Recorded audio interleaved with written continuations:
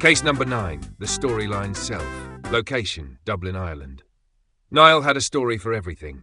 Why he hated lateness, why he distrusted authority, why relationships made him selectively available. None of it was random. It all had context, a lot of context. His friend Maeve once asked how he was.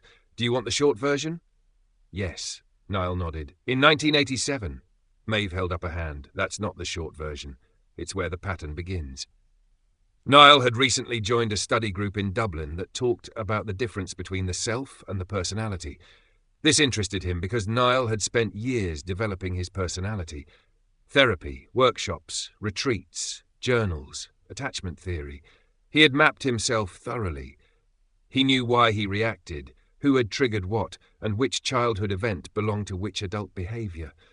He was practically a guided tour.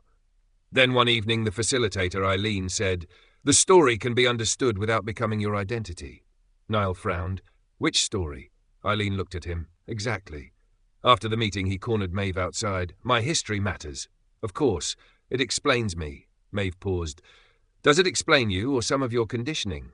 Niall disliked the distinction. "It's not that simple." "You say that a lot. Because things aren't simple." Maeve smiled. "Also a story." For the next week, Niall became defensive about not being defensive. At dinner, someone mentioned forgiveness.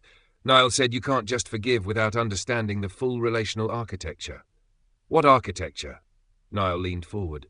"Well, when my father—" Maeve quietly started buttering bread. 23 minutes later, Niall reached 2004. A friend checked the time. "Do we get an intermission?" Niall ignored him. The past was not entertainment. It was evidence. Then came the incident at the pharmacy. A woman stepped ahead of him in line. Niall felt heat rise immediately. Disrespect, being overlooked, not being seen. His whole history activated. He began silently assembling the case. School, family, work, the ex-partner who interrupted him, the manager who once said, "We'll circle back." Then the woman turned. "Oh, I'm sorry, I didn't realize you were waiting." "That's okay," Niall said. And just like that, 35 years of supporting evidence had nowhere to go. He stood there holding shampoo and resentment with no defendant. That evening, he told Maeve, she apologized. Terrifying. "I had the whole thing ready." "I know." She was just distracted. Maeve smiled. "The prosecution rests." Niall laughed despite himself. At the next study group, Eileen asked everyone to write 3 sentences beginning with, "I am." Niall wrote, "I am the son of a distant father. I am someone who learned early not to depend on people. I am a man who has survived emotional abandonment." He stared at the page, all true in one sense. Eileen said, "Now underneath, write, is that what I am, or is that what happened?" The room went quiet. Something shifted. Not denial, not erasure. His father had been distant, people had hurt him, patterns had formed. Some still needed care, but events had slowly become nouns. He hadn't just experienced abandonment. He had become the abandoned one. He hadn't just learned vigilance. He had become the man who cannot trust. He had turned history into identification.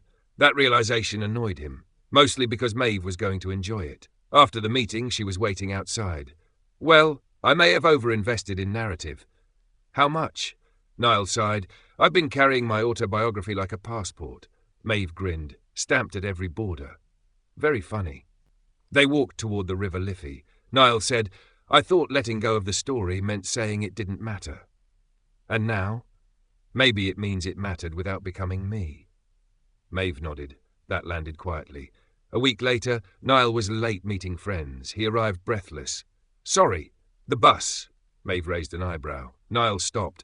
He could feel the old machinery preparing a 12-minute explanation involving traffic, public transport, and childhood pressure around punctuality. Instead, he said, "I'm late, sorry." Maeve looked shocked. "That's it? That's it. Are you unwell?" "Possibly." They sat down. Someone asked how his week had been. Niall smiled. "Pretty good." Maeve stared. "No 1987? Not tonight." He still had a history. He still had patterns. He still had things to heal. But the story had become information instead of identification. For once, Niall didn't need everyone to read the book before meeting the author. His ego was furious. It had already negotiated the audiobook rights.